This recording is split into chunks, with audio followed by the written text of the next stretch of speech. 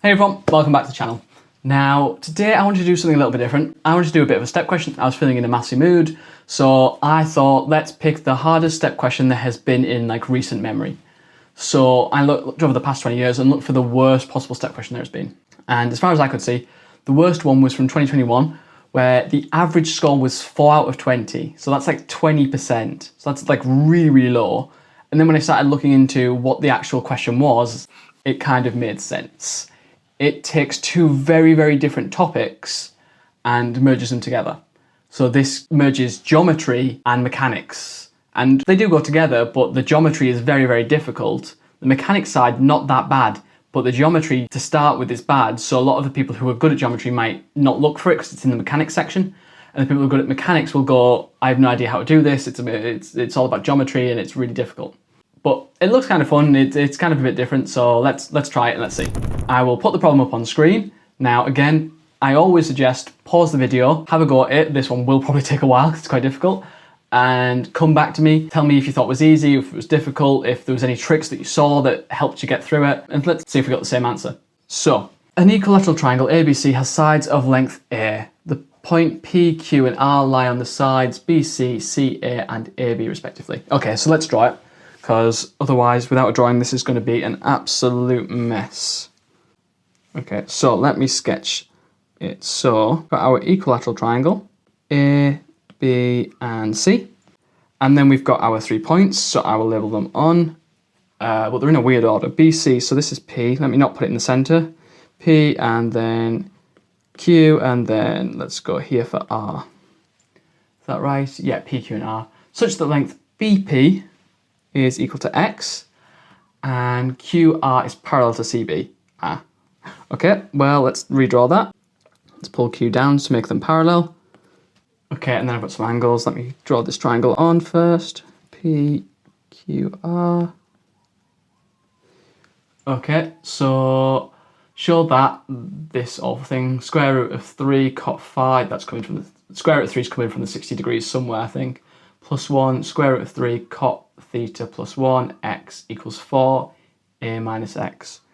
Okay, that's messy. Okay, theta is CPQ, so that's, I'm going to do that in blue, theta, and then phi is BRP, so that's this one. Okay, confusing, they couldn't have given me the same one. Okay, so to show that mess, okay, so this is difficult. I'm okay at geometry, I'm not the best. My inkling when I see these kind of like triple triangle, well, actually quadruple triangle questions, is that we've got two triangles on the outside, and I actually know that this is A minus X as well, because the whole length is A. So yeah, I've got two triangles where I know an angle and a side.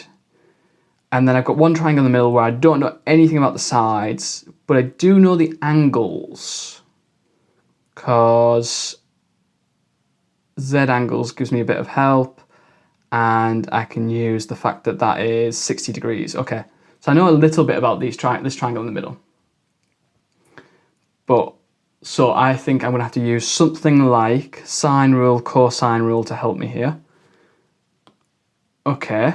So yeah, let's go. So let's have a look. First off, what am I going to do? I'm going to use sine rule to find QP and then get a bit of information about that middle triangle. So remembering sine rule, it is A over sine A equals B over sine B equals C over sine C, but I don't need that. But yeah, okay. So that's the sine rule. So I'm going to say that QP, I'm going to try and be consistent with my colours, over sine of 60 degrees, because that bottom angle is 60, equilateral triangle,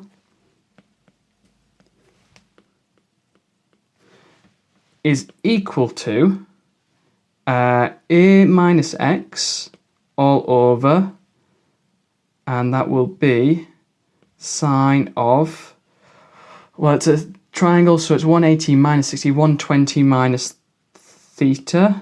Ooh, not nice. Okay, I'm going to leave it there. I've got QP. So this is for triangle CPQ. And then I'm going to rearrange for QP. QP equals, and that's a minus x times by sine 60, which is root 3 over 2. So that's root 3 all over 2 sine 120 minus theta. I'm going to leave the sign on the bottom for now. Don't need to neaten it up. Okay, so that's triangle CPQ. Okay, let me go on to the next page to do the rest. So for triangle PBR,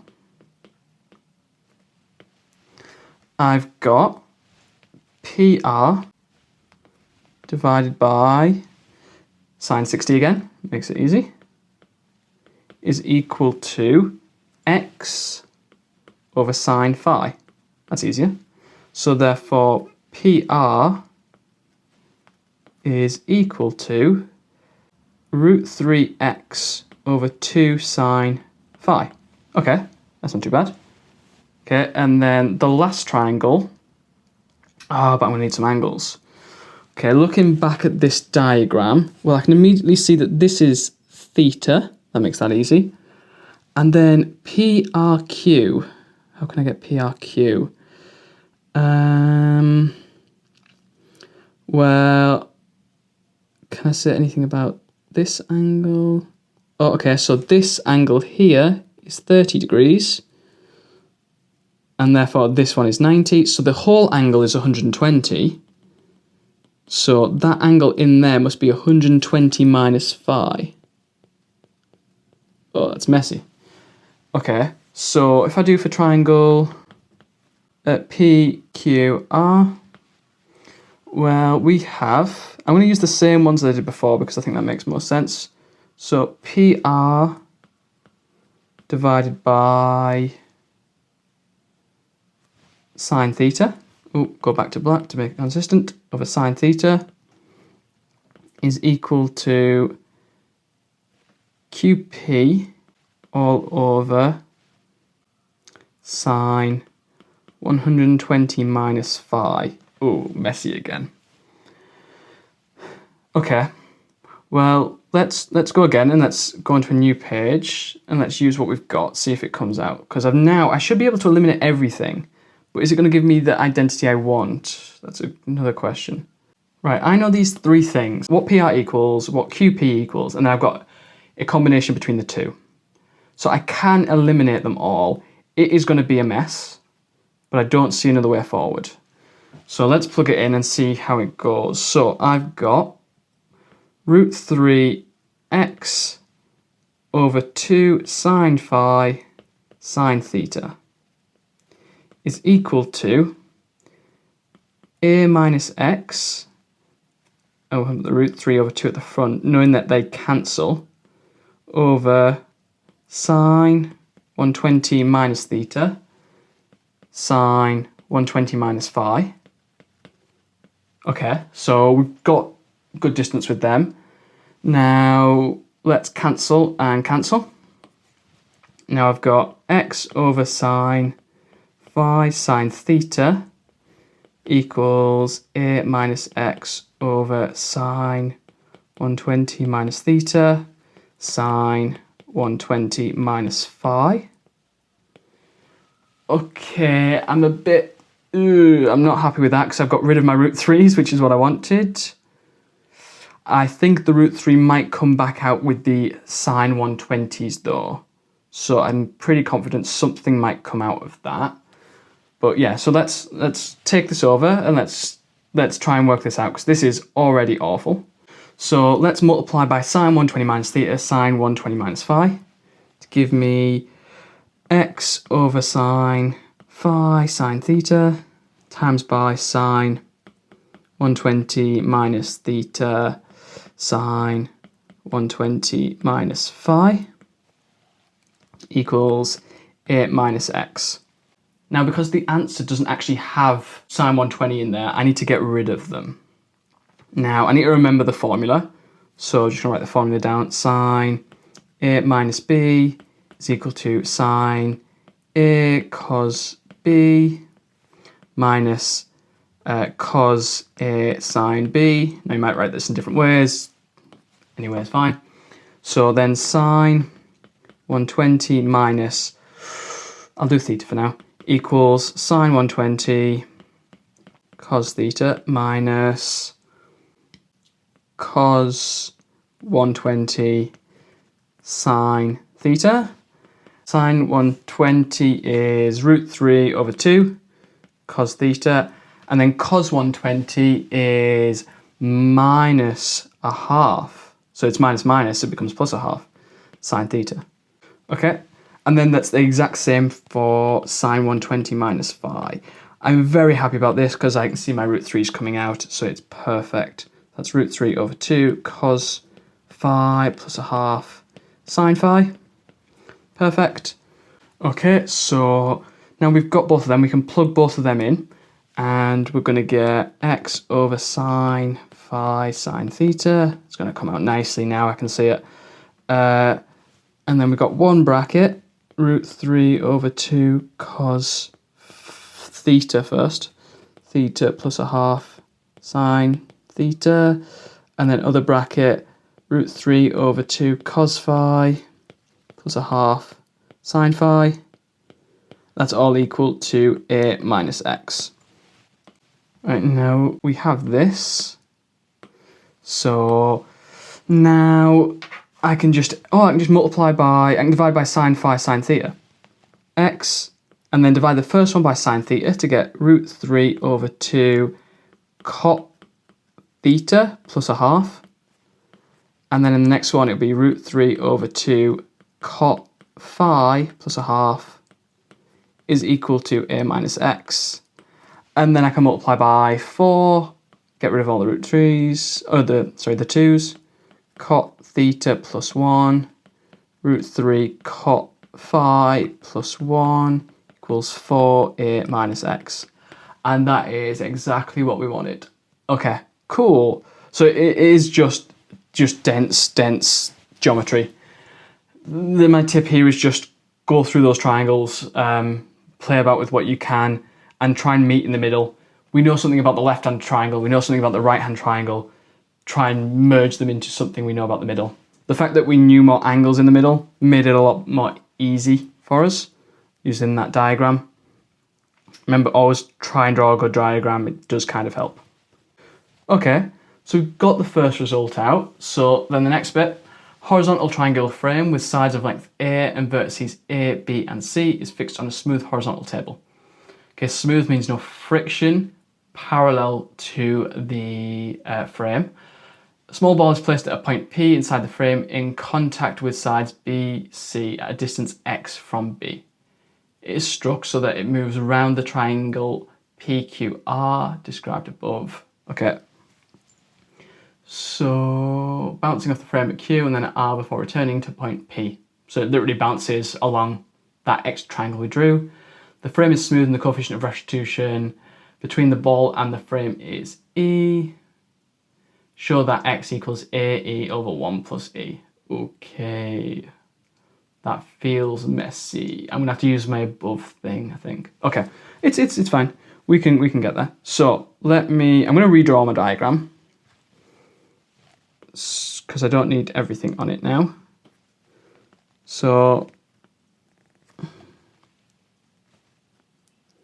we have a ball that goes V1 that way, it goes V2 that way, and V3 that way. Okay. So let me go theta, phi, and then we know that's 60. We know this is theta. We know this is 60. This is 120 minus phi. Yeah, okay. So we're going to need to use two things here. First one is conservation of linear momentum. And the other one is coefficient of restitution. So conservation, it'll be a parallel to the plane it impacts, and coefficient of restitution will use perpendicular to the plane it impacts. So remember, coefficient of restitution is only to do with perpendicular to the plane. The velocity parallel to the plane does not change when there's no friction. But yes, okay, so let's do this. Let's zoom in and let's draw our diagram, but zoomed in on that left-hand side. So the first impact. So I have V1 going in, and I have this way V2. Oh, nope, should be parallel, should be horizontal. V2. Okay, so what do I need? I need this angle, and I need this angle. Top angle, 60 degrees. It's still just a triangle, 60 degrees, cool. And then this bottom one is, well, I know that's theta, so the bottom one must be 120 minus theta. Okay, now that we've got our diagram, I know by conservation of linear momentum, parallel to the plane, I know that V1 cos 120 minus theta is equal to V2 cos 60. And then using the coefficient of restitution, I know that V1 sine 120 minus theta times by E is equal to V2 sine 60. Okay, get rid of those two, now we divide the two. So E times by tan 120 minus theta is equal to tan 60. Tan 60 is equal to root 3. Makes it easy. So I can get rid of tan 60 and just write root 3. Now I can write E, this is, tan. Tan is tan 120 minus tan theta, all divided by 1, and then it should be minus, but it's double minus, plus tan 120 tan theta. Tan 120 is, what is that? That's tan of minus 60. So that will be negative. So this is equal to E root 3 minus tan theta all over 1 minus root 3 tan theta. Sorry, that should have been a minus at the top. Okay. So we've got E times by, I'm going to root 3 plus tan theta all over root 3 tan theta minus 1 is equal to root 3.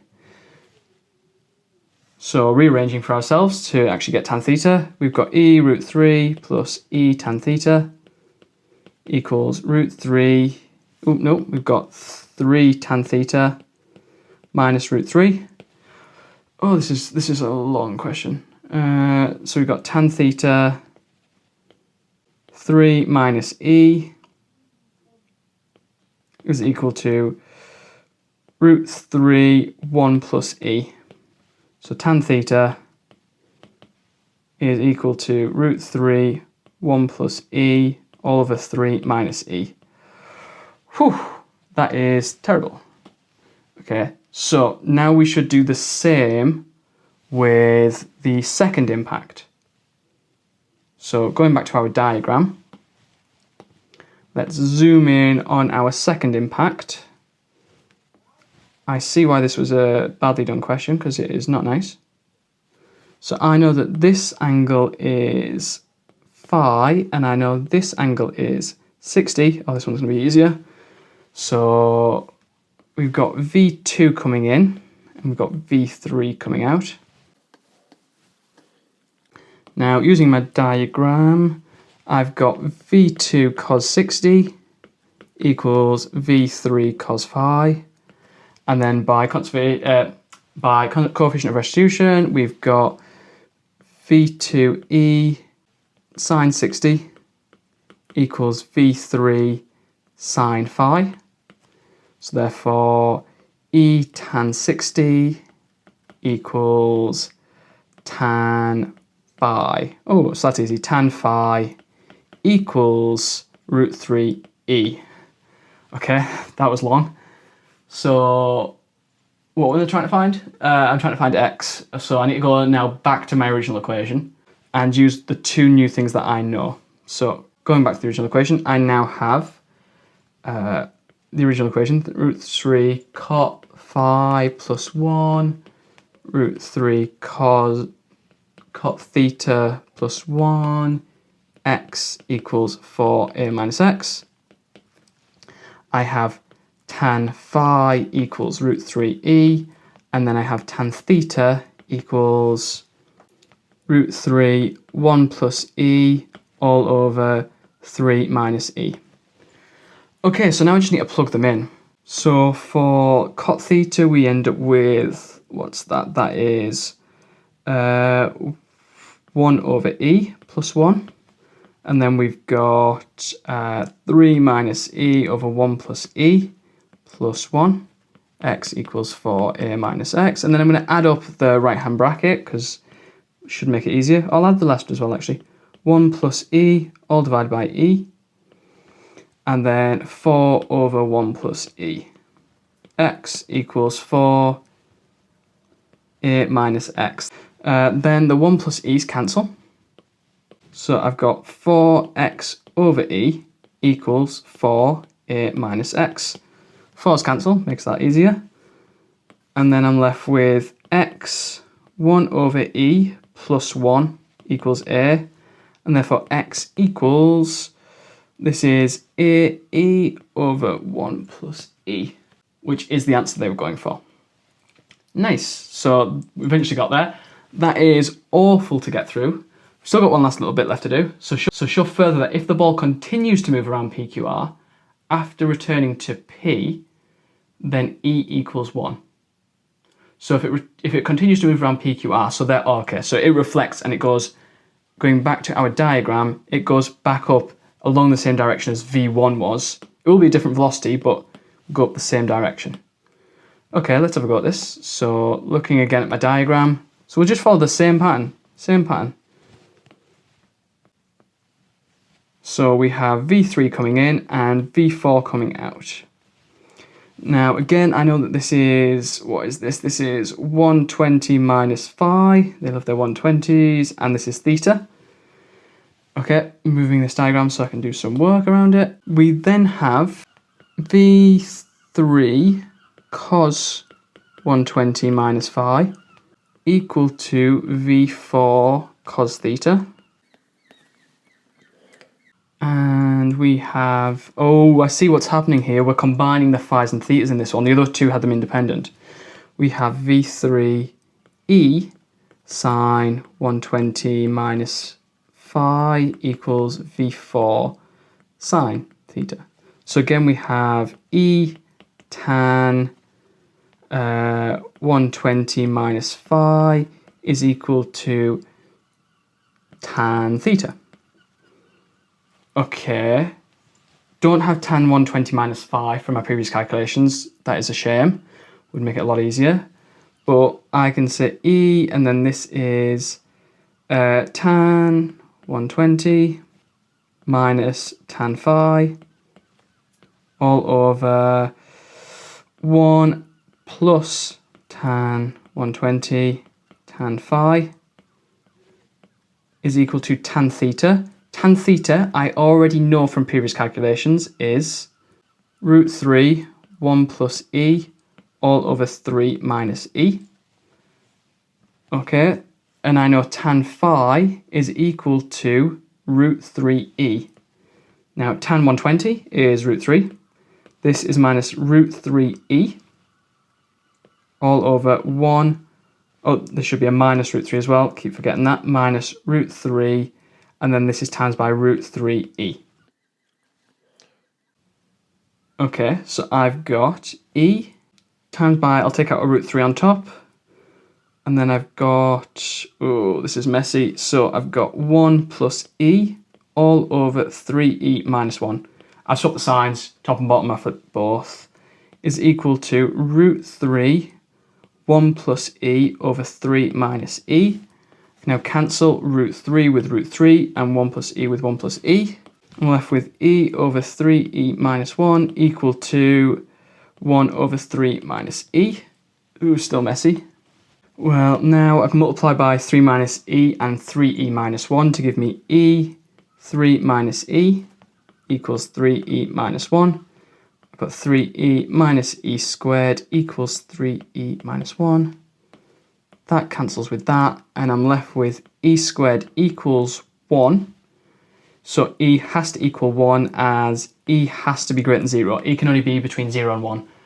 So if E equals 1, we have perfectly elastic collisions. It's perfect. So it will continue to bounce around all the way around at the same speed as it goes all the way around. Now, that is a really difficult step problem. It is a messy, messy problem. The geometry is difficult, and then even the application to mechanics is kind of loose. It's just using those values of E, but realistically it's a geometry problem.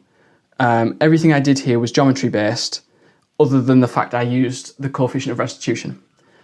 But I think you can notice as soon as you got past that first hurdle of deriving that awful trigonometric expression, it becomes a little bit easier. We're just repeating ourselves. We do the conservation of linear momentum and coefficient of restitution on each point.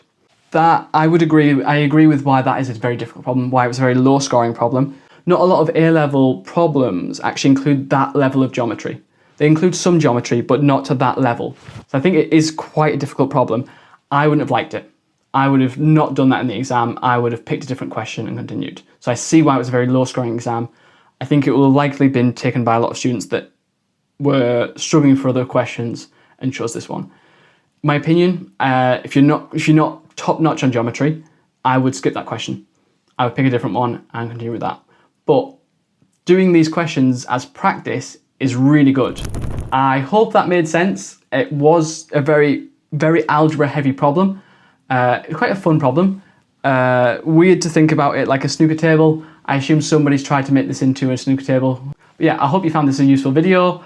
Let me know if there's other step questions that you'd like me to go through that are troubling you or you're stuck with. But thank you very much. And if you could, drop a like and subscribe, and I will see you in the next video. Bye.